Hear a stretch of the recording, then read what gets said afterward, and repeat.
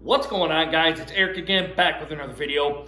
As you guys can tell, I got a beer sitting right here. We're kind of going back to my roots here a little bit. When I kind of first started the channel, I was kind of searching out kind of what I wanted to do here. I was doing sports in the beer, and so I kind of wanted to kind of go back to my roots here a little bit. We're going to be doing this every Sunday. I don't know how long I'm going to be doing it for, but maybe if it kind of picks up steam and if I get some views and maybe some subscribers along the way, to already the 1,170 that I have right now, which shout out to you guys. You guys have been through it all with me. We just might see where this kind of comes and takes off. Now, kind of before I get into this, I kind of waned from this for quite a while now.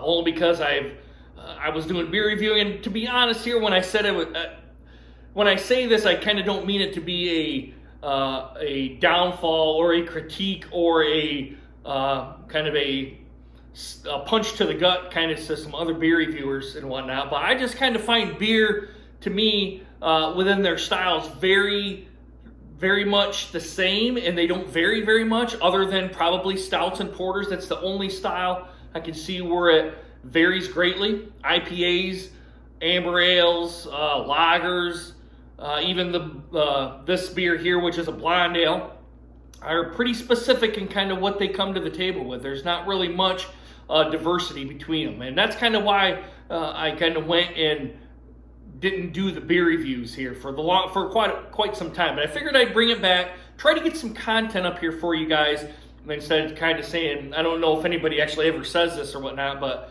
hey, where's Eric been the last maybe couple of days and whatnot. But anyway, we're going to dig into this one, guys. This comes from Brew Detroit. I believe this is where this comes from. Yeah, Brew Detroit. It's their Campin beer. Like I said, this is their blonde ale. It's a 16-ounce can. Comes in at 5% alcohol by volume, so it's going to be similar to the alcohol level of your Budweiser, your Coors Banquet.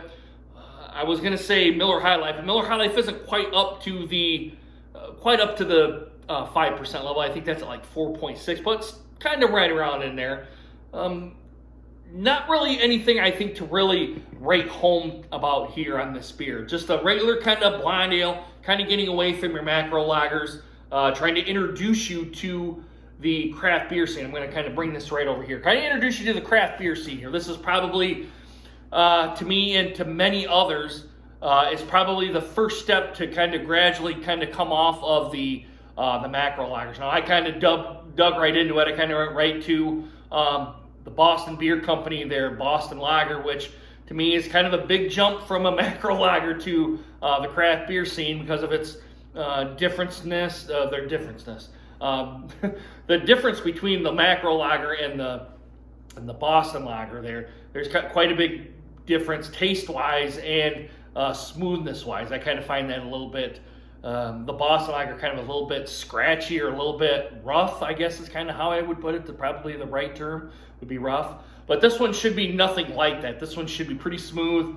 I don't really know kind of what's on here. It doesn't necessarily say what it is. It just says beer for folks going camping, bright, clean, light, and American blonde ale. So I'm guessing this is probably going to be similar, like I said, to your Bud Miller Coors style beers up here. Paid $2.49 for this at Horrocks. I've been noticing that beer is kind of on the rise here in this state.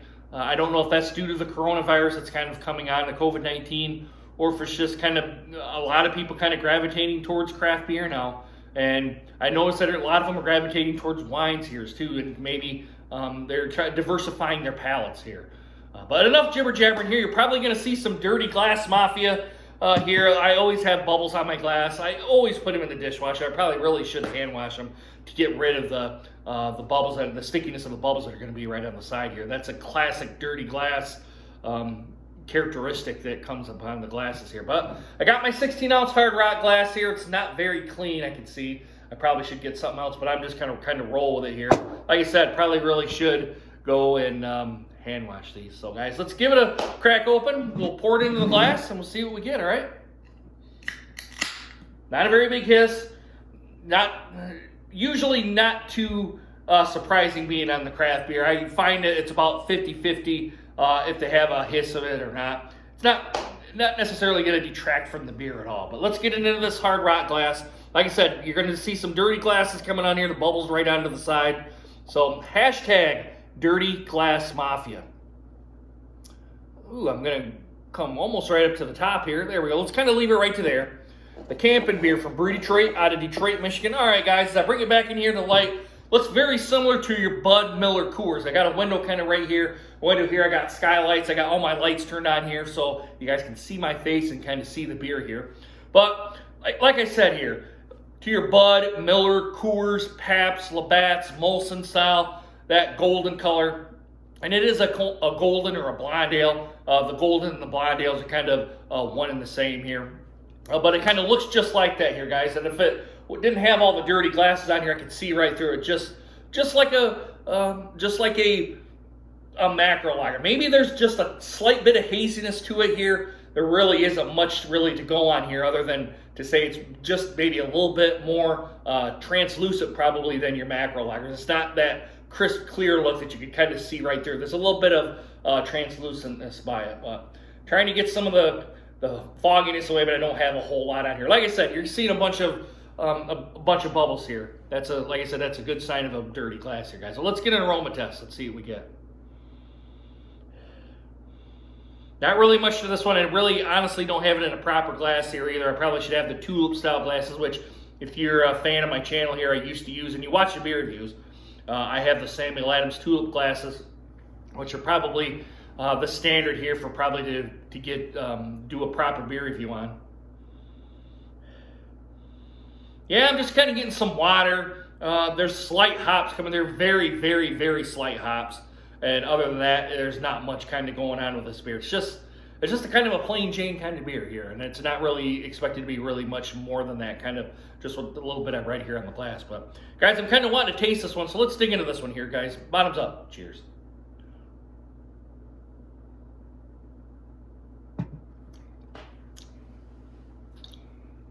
Typical for your blonde or golden ales. A little bit of a grassy note. The earthy hops are coming through here. I'm getting like you're chewing on grass, or you chew on a weed or something, like a cattail or something like that, and you kind of get the taste of that. That's kind of what I'm getting, but it's very light, not at all bitter at all. Although you are tasting those earthy style hops that are kind of coming through on this beer. Very clean, kind of crisp. That's the characteristics kind of going down. There's a little bit of the aftertaste, but the aftertaste, like I said, is from the hops. And a little bit, I will say a little bit to the medium body on this one. I'm not going to say it's like light or anything like that. Not like your Bud or Millers. Ooh, I kind of just burped here. And I'm getting some of that hop here. Yeah, just kind of a plain Jane kind of a golden ale. Like I said, this is to introduce you into the craft beer scene. Your golden ales and your blonde ales are kind of going to be like this. They're going to have a little bit of a hop character to it. Not much. This is very light, like I said, being a hop character. I'm used to drinking IPAs, the Bell's Two Hearted, your Old Nation M43s and the Boss Tweeds out there. Any IPA I pretty much can drink and not have a bitter beer face. This one here is just very, very, at least to me, very, very light on the hops. Like I said, it's meant to introduce you to the craft beer scene. There's nothing complex about it. There's nothing you're kind of searching for stuff. All I'm getting on this one is a little bit of water and a little bit of the hops, the earthy style hops that are coming off here. They're not the citrus style hops that are used in usually with your IPAs to make it taste like a grapefruit or a pineapple or any kind of thing like that. No, this is not it. This is the earth style hops, which is like a flowery or grassy style hop on this one. That's how you can tell between the two. But a decent beer. I'm going to give it that. Decent beer. When I grabbed this one, if I was out at a campfire, yeah, I would. It's not anything that's going to blow your palate away or kind of give you this immense feeling of joy or anything like that, like kind of some beer reviewers do. Some of them are a little bit over the top. But yeah, a good beer. Like I said, it's meant for camping or on a canoe, or maybe you just kind of want to take 5 and maybe you're out working and you're kind of want to get something. This is the beer for you to get to have out there. Like I said, it's meant to be introduced to the craft beer scene. That's kind of the big takeaway that I kind of want to take from this on here. You're going to get a little bit of hops and a little bit of waterness. It's going to taste very similar. Not similar, I shouldn't say that. It's gonna be, the body's gonna be like a macro lager. You're not getting that corn and a little bit of the sweetness or the rice that you're gonna be tasting on here. This is more malts, barley, hops, and water. It's kind of more or less all you're getting on these ones. There's really no adjuncts in here unless they purposely put adjuncts in here, which I don't think they did based on what I see here on the can. But yeah, decent beer. I would pick it up again if I were at a campfire or if I was going on a canoe or a kayak or something like that, and I kind of wanted a beer. This would be the one I'd get. The $2.49 price tag on here's. To me, I'm always kind of a cheap ass, I'll put it that way, so I kind of would like to see it down a little bit more to the $2 level on this one. I don't quite think it's a $2.50 beer, although some people might disagree with that. Like I said, I'm kind of a cheap ass when I buy beer. You guys know me if you kind of watch the Malt Liquor Monday segment on here. Some of the older people that have kind of stuck around on this channel. I did a Malt Liquor Monday segment on here, but like I said, this is meant to get content out here for you. This beer is, and I'm from Detroit, or not from Detroit, I'm from Michigan. I'm going to get Detroit beers. I'm going to get all around Michigan and really all around the Midwest. So this one to me is a decent one. I could drink this one. I'm actually going to drink this. It's a pretty decent beer, and at 5%, you're going to get the characteristics of a macro lager, but a little bit of a hop bite from the hops, and it's the earthy style, not the citrus style. All right, guys. All right, I'm going to go ahead and leave it here, guys. Let me know if you've had this beer before down in the comments. I would really like to know your opinions on it. Do you like it? Do you not like it? Was there something about it that kind of put it over the top for you, or something that you just kind of really wanted to push it away? Let me know down in the comments down below. Please hit that like button, hit that subscribe, and make sure you hit the bell notification so you guys get more videos just like this one. And as always, guys, I'm going to end it with my PSA here, guys. Please do not drive home drunk, because if you do, you're going to get pulled over by the cops. They're going to make you do that stupid-ass sobriety test. Then you get a free ride to jail, then you have court fees and then possible prison time. And then if you hit or kill somebody, guys, you know you're going to be in the slammer for a while. And if you kill yourself, all you've done is hurt your family and friends and put yourself 6 feet under, okay? Just sleep off your butts, get your car the next day, get an Uber, a taxi, a Lyft. Have a buddy come get you, you know? Have a buddy drive you even home in your car if you need to. Or spend the night at his place if he comes and gets you. Just don't do it, guys. It's because it's stupid to do. And it's really going to cost thousands upon thousands of dollars to do it, all right? Just don't do it, all right? All right, guys, I'm going to end it here. I hope you guys kind of enjoy this. Like I said, kind of getting some content out here for you guys for a Sunday. All right, guys, I really hope you guys enjoyed this video. I hope to see you guys again soon. Deuces. Take care, guys.